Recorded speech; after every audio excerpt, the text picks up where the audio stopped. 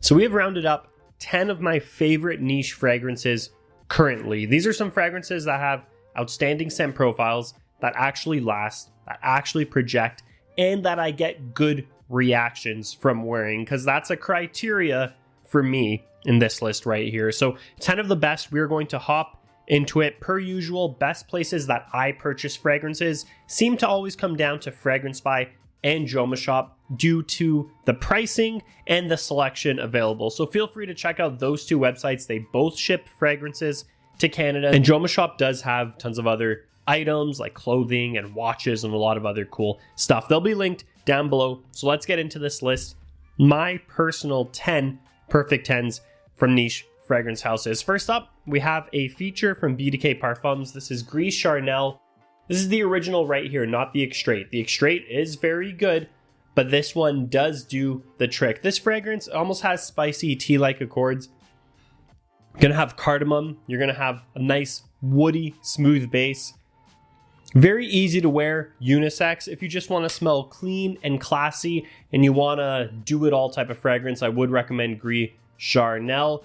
Kind of like the niche version of the OG La Nuit de l'Homme. Next up, we have Parfums De Marly Pegasus. Pegasus to me is such a great, unique scent profile. The bottle definitely does catch some fingerprints though. So this one's really cool because it's almondy, it's fluffy, but it still has a little bit of that Woody and Broxton base. Masculine, but masculine in kind of a safe, cuddly, cozy type of way. And this crushed almond accord almost smells gourmand, but you can wear it in the summer because it's light. And of course, it's going to do the trick in the winter. So that's Pegasus by Parfums De Marly. A 10 out of 10, in my opinion. Let me know down below, guys, if you want to list your top 10 niche fragrances you're currently rocking. I actually think this list here, every single spot is a totally different company, which is pretty cool. So we don't have any overlap here. Next up, it's Nishane's Ani. I always talk about this one. This is kind of like a lemon gelato, lemon ice cream type of fragrance. You have some vanilla, you have some benzoin, so you get a little bit of an incense, smooth, sweet base. But of course, it's that signature sweet lemon vibe in a beast mode type of way. This is one of the strongest fragrances I own. Yes, you'll go anosmic, you may go nose blind, but trust me, people can smell this. So this is Ani by Nishane. Moving on up, we have a fragrance from the house of Vivamore Parfums, which is Navitas' sister company. I always talk about this one, Ultimate Aphrodisiac, perfumed by Sidonie Lencaseur, who did Black Phantom. This is more of a kind of candied Black Phantom vibe. You're going to have some accords that almost smell like dates, vanillas. You are going to get that dark chocolate type of vibe, that liquor vibe in this fragrance. Insane projection, insane performance. These fragrances, the whole Vivamore lineup, smell really, really good. Pressurized sprayers, they're just stunning fragrances, and they always have good perfumers. Like I said, one of a perfumer who perfumes for Kilian's did this one, Sidonie Lencaseur. If you use the code JOSH20, you'll get 20% off the whole Vivamore lineup, any bottle you want. So feel free to check it out. It'll be linked below. Next up, our entry from Amouage, Reflection Man. If you just want a clean fragrance to wear in any situation that smells very, very safe. We're even talking a little safer than BDK's Gris Charnel, just because there's no spice here. It's just soft florals, a little bit of orange blossom, creamy sandalwood, but still masculine. I love this one. This is my second bottle now. I just love it. I love running through it. It's such a good quality fragrance. What are we at? How many more do we have now? 1, 2, 3, 4, 5 left. Okay, this one, I'm putting it in the niche list because in the community, the private line is considered niche. It is a designer, but we'll go with what the community generally accepts here, which is Tom Ford's private line being considered niche. So we do have Tobacco Vanille. Tobacco Vanille, you just can't go wrong with this one. Really nice spices, gives a holiday type of vibe. Nice bottle too. We're not giving any points for bottles in this video. This fragrance does it all.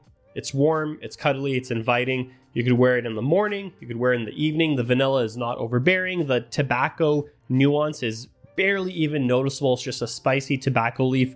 Such a good fragrance. Women love to wear this and smell it. So men, you can definitely wear this one. That's Tobacco Vanille, making its spot. Next up, a nice clean fragrance. This is something I wear more if I'm going into the office for the day or something of that nature. Baldat Freak by Byredo. Clean, can do no wrong. Citrus Accords, and a nice, easygoing vetiver in the base. This is a very nice fragrance. It does look good on a shelf too. Just clean, classic. You'll smell timeless in a modern way, not in a dated way. So I'd highly recommend this if you just want a really good do-it-all citrus fragrance. You could still wear it in the winter too. It's full-bodied. The vetiver is nice. Doesn't do anything wrong. Creed's Aventus. Yes, this is a 10 out of 10. This is a 2017 batch. I do like the smoke and pineapple in this one. I'm not going to get into all the craziness with the batch variations. We know how that goes. But in general, Aventus, the scent profile, is a 10 out of 10. The fragrance is a 10 out of 10. The performance of this guy is a 10 out of 10. And it only got better as the years went on. So I do think Aventus is still a 10 out of 10 to me, despite the scent profile being fairly common now. Next up, Kilian's Black Phantom, Sidonie Lancashire perfume. This same woman who did Absolute Aphrodisiac that I showed you guys earlier. My favorite gourmand of all time. Dark chocolate accords, coffee accords, milk, little bit of almond. Love this one. Very gourmand, very almost edible. It smells edible. Such a nice one. Super strong, very long lasting. Beast mode, don't spray too much. Black Phantom, the ultimate chocolate fragrance. And to close it off, Xerjoff made the list. Of course they did. 1861 Naxos. Another interesting gourmand. It's fresh, so you could wear it in the summer. But if you wear it in the winter, the coldness or the coolness from fall and winter really complement some of the notes in this fragrance. So you're actually going to get citrus in 1861 Naxos. You're going to get a citrus opening, then you're going to get some lavenders. Then it's going to dry down to tobacco, honey, and vanillas. It's a masterpiece fragrance. From performance to scent profile to complement factor, if that's a thing for you, if that's a grade for you, and presentation, of course. You guys know how the box looks. I think you can see it there. It's empty now, but it's too far to see anyways. It's a good presentation, but Naxos is a winner. Always get a good compliment wearing it. I only go 2 or 3 sprays, even if I'm going out. Just sits on my skin. It develops beautifully into this floral, honey, tobacco beauty. Great in the summer, greater in the winter, but there is not a bad season to wear this. So that is 1861 Naxos, and that's going to do it for the list. So we went over 10 of my personal favorite niche fragrances in this moment that I think are perfect 10s. Let me know down below, guys, what you think or what your list could be, even if you want to put 5 perfect 10 fragrances. And per usual, I got all the links down below of where I like to purchase fragrances and some other houses and companies that I partner with. Everything's down below. I will see you guys in the next one.